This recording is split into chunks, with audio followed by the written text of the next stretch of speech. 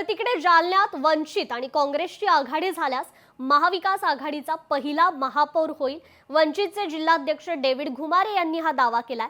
आज वंचित आणि काँग्रेसची जागा वाटपासंदर्भात बैठक आहे। तर जालन्यात वंचित आणि काँग्रेसची आघाडी झाल्यास महाविकास आघाडीचा पहिला महापौर होईल असा दावा आता वंचितचे जिल्हाध्यक्ष डेव्हिड घुमारे यांनी केलाय। आज बैठक होणार आहे। या बैठकीत वंचितकडून जागा वाटपाच्या संदर्भातील काँग्रेसला प्रस्ताव देण्यात येणार आहे। सन्मानपूर्वक जागा न दिल्यास वंचित आघाडी जालना महानगरपालिकेत स्वतंत्र निवडणूक लढणार असल्याचं देखील डेव्हिड घुमारे यांनी म्हटलंय।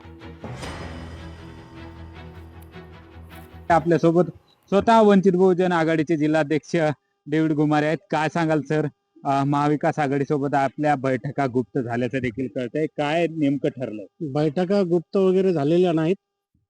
आदरणीय नेते बाळासाहेबांच्या परमिशनने आम्ही आज किंवा उद्यात बहुतेक आजच आम्ही त्यांची भेट घेणार आहोत।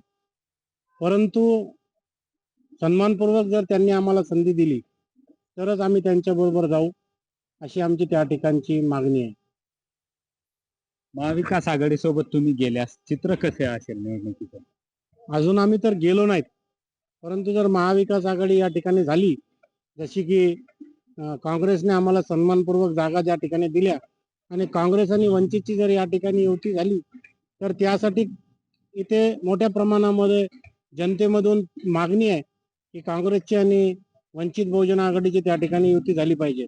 पण त्यासाठी काँग्रेसच्या नेत्यांनी सुद्धा पुढाकार घेणं आणि त्याला अंतिम स्वरूप देणं ही त्या ठिकाणची गरज आहे।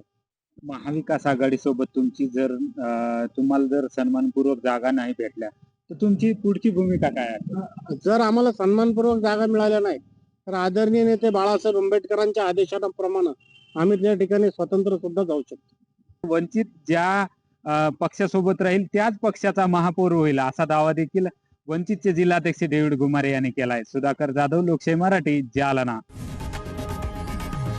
लोकशाही मराठी ऐका, पहा, जागरूक रहा।